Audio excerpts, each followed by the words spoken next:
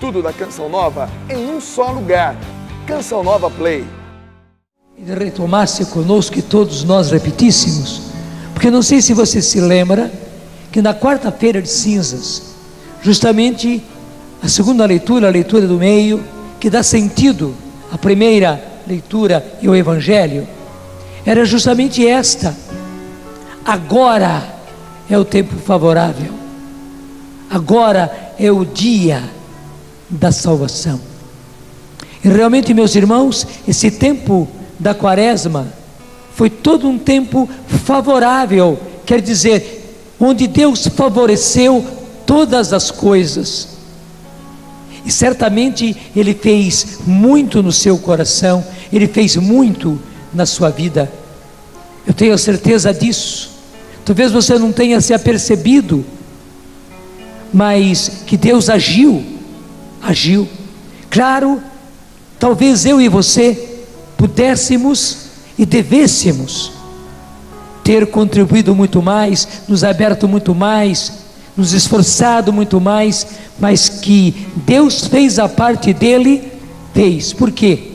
Ele já havia prometido para nós na quarta-feira de cinzas: agora é o tempo favorável, agora é o dia da salvação. E hoje, nesse último dia, a liturgia volta a colocar aqui no Salmo esse refrão: respondei-me pelo vosso imenso amor neste tempo favorável, Senhor Deus. Porque agora nós entramos no tempo favorável por excelência.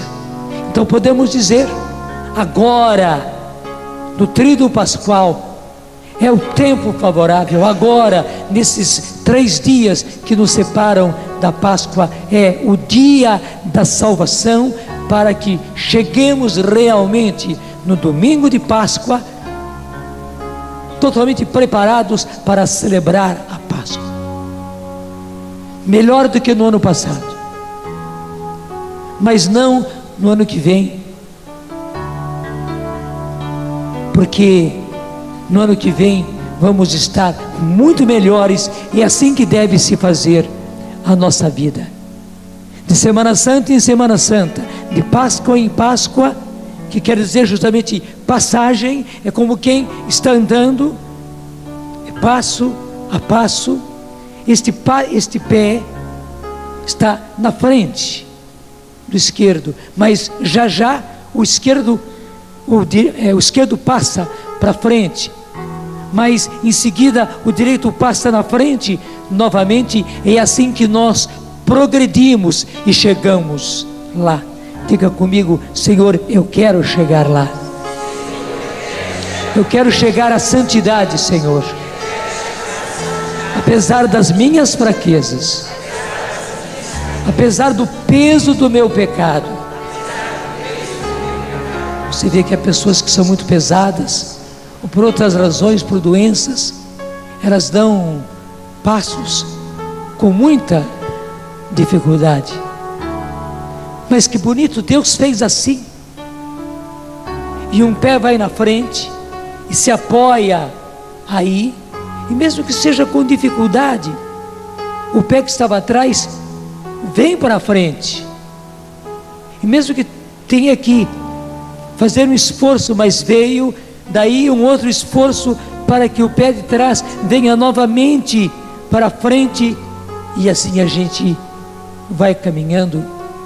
Muitos de nós somos pessimistas e achamos primeiro que nada muda nos outros.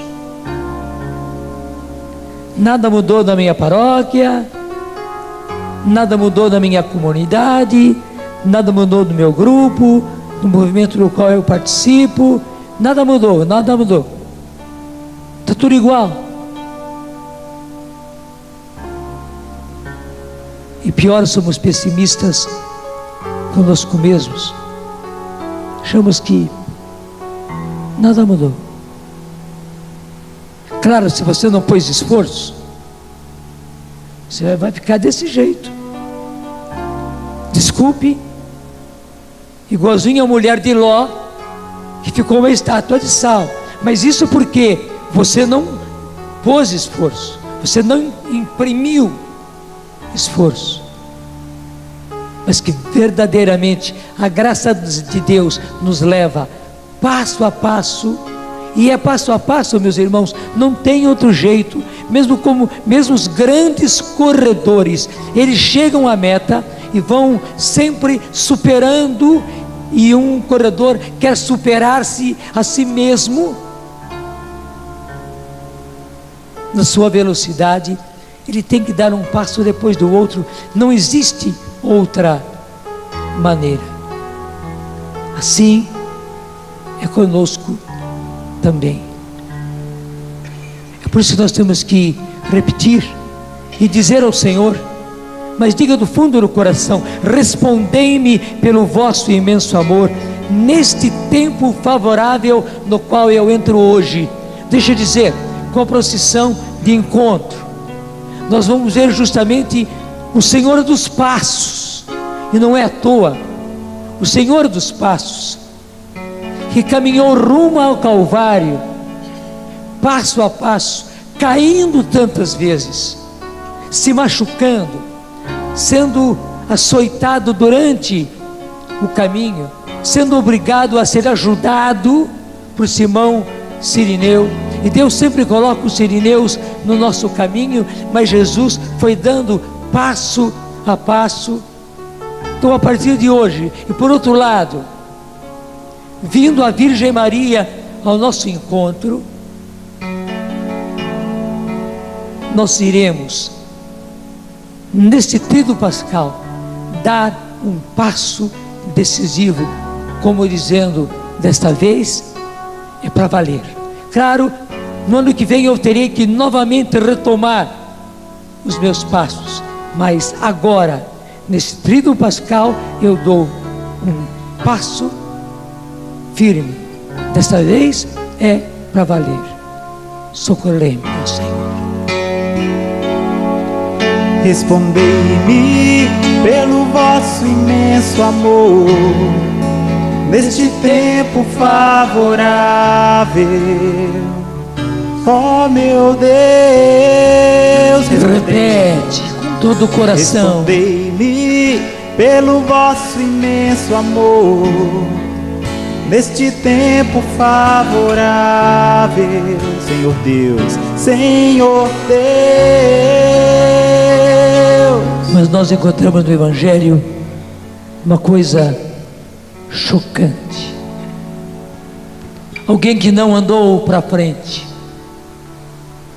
que não deu passos para frente, mas que andou para trás. E cada vez mais para trás, cada vez mais para trás, ao ponto de realizar isso que está no Evangelho. Um dos 12, chamado Judas Iscariotes, foi ter com os sumos sacerdotes e disse: que me dareis se vos entregar Jesus? Gente, era um negócio que ele estava fazendo. Era um negócio.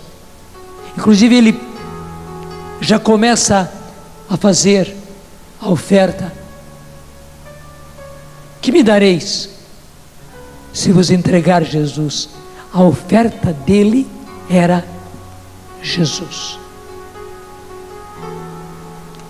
Ele chegou a banalizar Jesus como se fosse um objeto de comércio. Que me dareis? Quanto vocês vão me dar?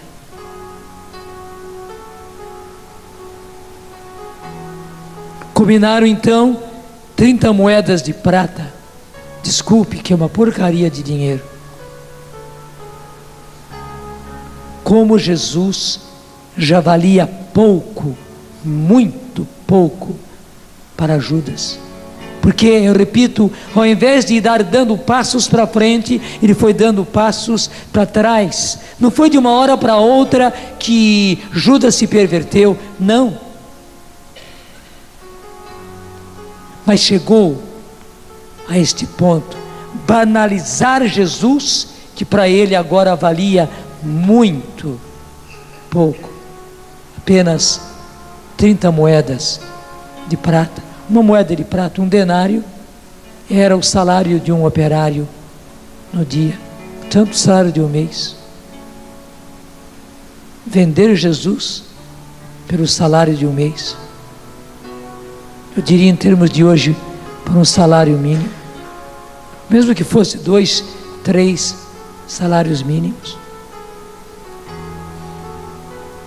E daí em diante, Judas procurava uma oportunidade para entregar Jesus. Já era uma decisão, o preço já tinha sido estabelecido, o negócio já estava feito. Agora Judas só estava procurando uma ocasião favorável para entregar Jesus. Ele não aproveitou o outro tempo favorável, não. Ele, porque andou para trás,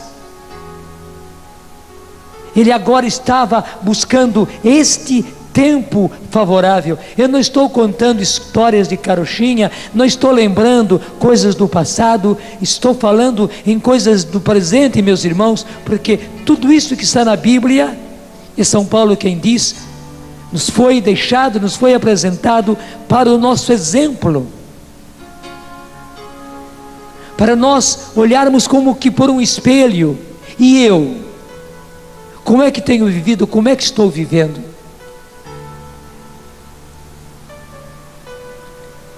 Muito lindo quando na última ceia, que vem logo em seguida aqui no Evangelho, Jesus com muita dor diz: em verdade eu vos digo, um de vós vai me trair. E eles ficaram muito tristes e um por um começaram a lhe perguntar: Senhor, será que sou eu? O que Jesus estava fazendo? Acusando? Não, ele poderia na frente de todos desmascarar Judas, mas ele não fez. Apenas ele anunciou, primeiro para dizer que ele sabia, e sabia muito bem o que ia acontecer com ele, mas a tristeza dele era que justamente um dos seus apóstolos estivesse fazendo isto com ele. E com esta proclamação, Jesus estava perseguindo Judas com a sua misericórdia. Claro, é perseguir, seguir de perto, mas aqui nós podemos dizer sem medo, é realmente um perseguir. Jesus estava perseguindo Judas com a sua misericórdia. Ele queria, pelo menos nesses últimos momentos, porque Judas já tinha arquitetado tudo. Jesus queria fisgá-lo, agarrá-lo, trazê-lo, retirá-lo dessa situação com a sua misericórdia, tanto assim que, como eu disse, ele não desmascarou, pelo contrário, ele até disse com franqueza, mas com toda a simplicidade, com toda a humildade, para cativar o coração de Judas, como ele está nesses dias, fazendo de tudo para fisgar o nosso coração. Diga comigo: o meu coração, para atrair o meu coração. Ele está me perseguindo com a sua misericórdia. E agora põe o espelho da palavra diante de você. O que é que está acontecendo com você? Você está deixando-se fisgar por Jesus, pela misericórdia que é o próprio Jesus, ou você está resistindo?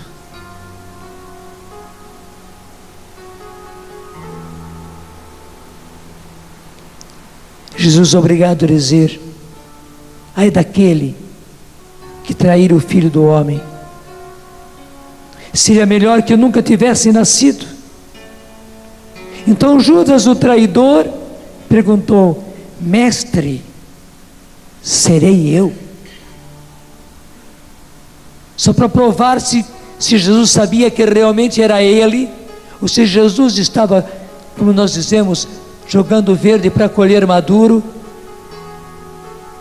E Jesus, diante da pergunta dele, mestre, serei eu? A resposta de Jesus foi essa: tu o dizes.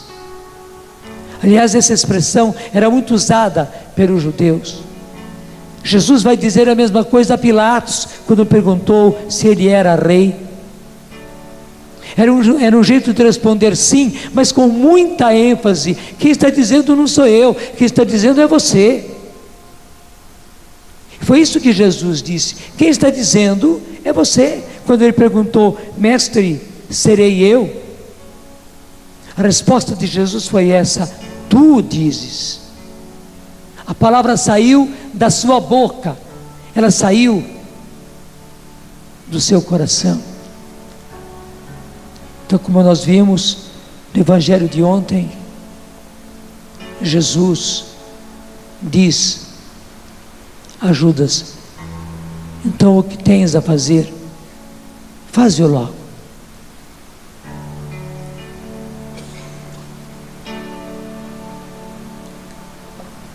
Parece que Jesus estivesse entregando os pontos. Não. Porque imagine o que era para Judas permanecer naquela ceia. Então Jesus, até por misericórdia, facilita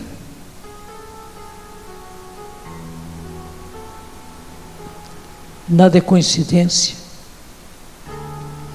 tudo é providência. O que é que caiu no chão? O que é que caiu no chão? A Bíblia, e mais do que a Bíblia, caiu no chão a palavra de Deus. Eu não fiz de propósito, não. Você viu que caiu pela minha movimentação. Jesus esperava que a palavra dele caísse no coração de Judas. Ele saindo dali, porque era insuportável para ele permanecer naquela ceia. Saindo dali, a palavra de Jesus não era a palavra em geral, não, aquela palavra de Jesus naquele momento, feito com grande misericórdia, onde é certo, Judas percebeu, Jesus o estava cercando com a sua misericórdia. Jesus o estava perseguindo com a sua misericórdia. Se naquele caminho ele deixava que a palavra de Jesus caísse no coração, e se ele voltasse chorando, arrependido,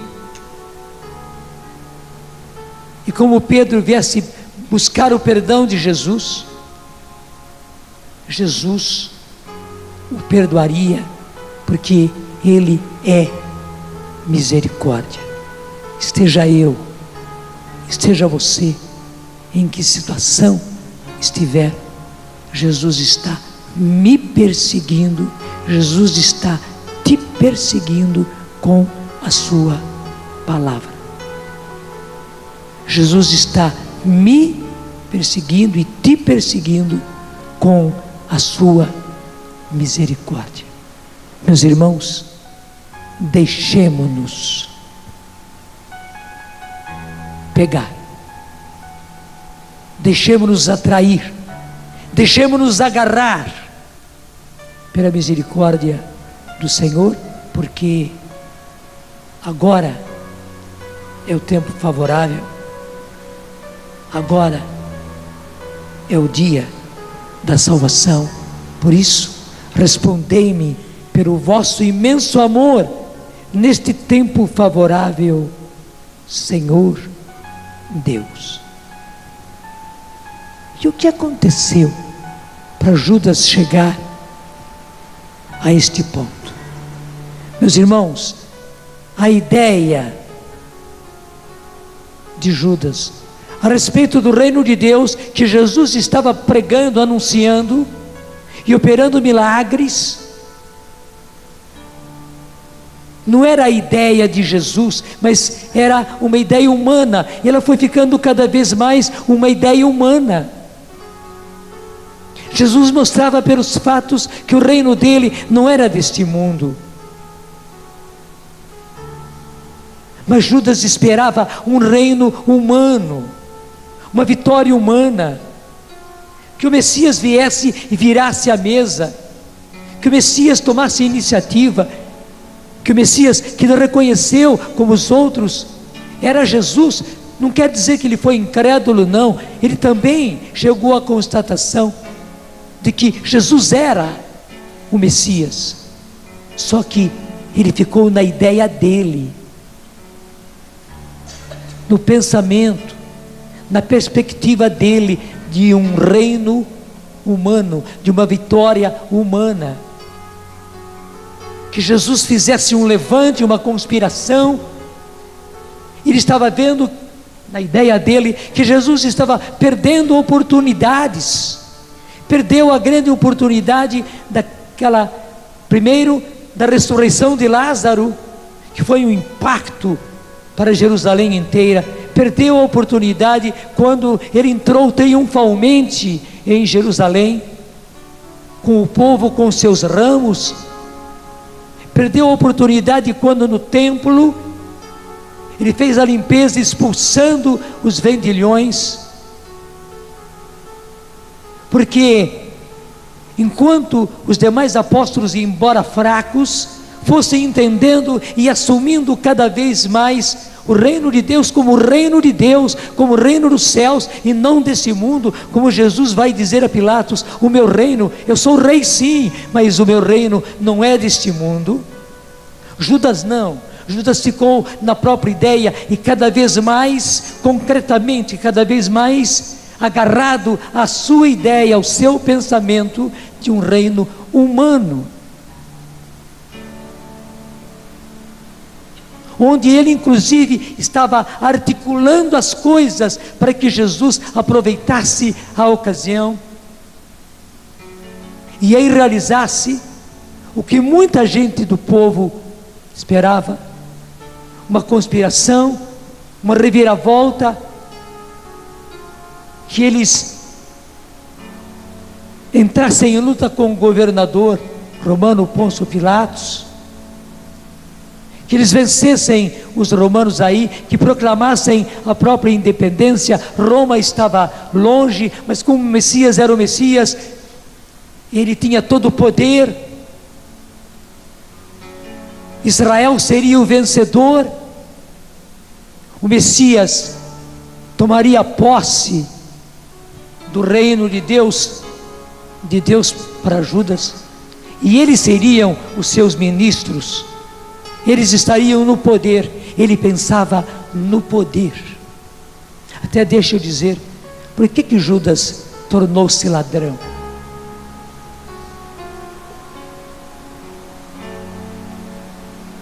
Como disse o Evangelho de anteontem claramente, ele precisava de dinheiro para si? Certamente não. Como discípulo de Jesus, ele não precisava. O dinheiro que ele roubava era para articular as coisas. Porque, por exemplo, para ele chegar a falar com os sumos sacerdotes, ele teve que articular, ele teve que dar dinheiro na mão de muita gente, dinheiro sujo. Teve que comprar muita gente. E por isso ele roubava, porque ele queria fazer toda a articulação, preparando o caminho para Jesus. Mas tudo aquilo era humano. Não era a ideia de Jesus, porque nunca foi. Judas permaneceu na sua ideia, na sua perspectiva. Só que depois ele viu que nada adiantava, que Jesus não era aquilo que ele esperava. Ele falou muito bem, ele fez milagres, mas ser o Messias que ele esperava, que ele queria, nada. Perdeu chance em cima de chance. E agora estava aí. Judas já sabia que o sumo sacerdote, os sacerdotes, os chefes do povo, só queriam uma ocasião para prender Jesus e matá-lo. Então ele disse: vou dar esse último passo, porque Jesus não correspondeu, e vai vendê-lo por 30 denários. Meus irmãos, está aí o grande perigo e grande tentação para todos nós. Eu não lhes estou dizendo uma coisa qualquer. Talvez você nunca tivesse pensado desta maneira, porque o que aconteceu com Judas pode acontecer com qualquer um de nós. O nosso pensamento a respeito do reino de Deus, a respeito de Jesus, a respeito da igreja, será um pensamento apenas humano. Nós usarmos das coisas da igreja, nós usarmos das coisas do evangelho, nós usarmos do próprio Jesus para nós sermos participantes do poder e ter poder e conquistar poder. Isso pode acontecer num grupo, pode acontecer numa comunidade, pode acontecer num movimento. E quanta gente infelizmente faz isto e incorre em todos aqueles tipos de pecado que Judas caiu. Eu não vou repetir. E depois grupo, movimento, igreja, e o próprio Jesus acaba valendo muito pouco para esta pessoa. Ele acaba vendendo tudo por uma bagatela, porque o seu pensamento não é mais o pensamento de Jesus. O coração dele não é mais o coração de Jesus. E foi por isso que nos disse lindamente a primeira leitura: deu-me o Senhor Deus uma língua habilidosa para que os desanimados eu saiba ajudar com uma palavra. Toda manhã Ele desperta meus ouvidos para que, como bom discípulo, eu preste atenção. O Senhor Deus abriu-me os ouvidos e eu não fiquei revoltado. Para trás não andei. E me chamou a atenção esta palavra, é aqui, Isaías 50. Eu acabei de ler o finalzinho do versículo 5. É fácil de guardar. 55. E eu não andei para trás. Meus irmãos, o que nos forma no pensamento de Jesus, o que nos forma no coração de Jesus, no projeto de Jesus, é a palavra de Jesus, é o Evangelho, é a Bíblia. Foi por isso que o que está aqui é verdade. Toda manhã Ele desperta os meus ouvidos para que, como bom discípulo, eu preste atenção. O Senhor abriu-me os ouvidos e eu não fiquei revoltado, eu não resisti. Para trás eu não andei. Quem quiser ser meu discípulo, renuncie-se a si mesmo. O que Judas não fez. Ele queria glória, poder, sucesso. Tome a sua cruz. Ele escandalizou-se com isso. E siga-me. Para nós é a mesma regra. Primeiro, deixar-nos convencer pela palavra do Senhor. E para isso Ele abriu-nos os ouvidos e abre os nossos ouvidos a cada manhã, a cada novo dia. Ele abre o nosso coração a cada novo dia. Mas nós, recebendo a palavra do Senhor, temos que ser verdadeiros discípulos que seguem a Jesus. Quem quiser ser meu discípulo, primeiro, renuncie-se a si mesmo. Ele não veio trazer um reino de glória, um movimento de glória, um grupo de glória, uma comunidade onde eu vou triunfar, onde eu vou mandar. Não, é totalmente ao contrário. Quem quiser ser meu discípulo, renuncie-se a si mesmo. Tome a sua cruz a cada dia. O caminho de Jesus foi de cruz, o nosso também. Dar esses passos, mas para frente. É sofrimento, é dor, é esforço, é luta. Dar passos para trás é muito fácil, é só deixar-se escorregar no lamaçal deste mundo. Assim, eu preciso ser discípulo, assim você precisa ser discípulo. Do contrário, nós passamos todo o tempo de discipulado, como Judas passou, só que não preciso responder mais nada. A resposta dele foi essa: ele andou para trás, Jesus perdeu todo o valor para ele, ele entregou, ele vendeu Jesus. Diga comigo, isto não pode acontecer comigo. Tudo da Canção Nova em um só lugar. Canção Nova Play.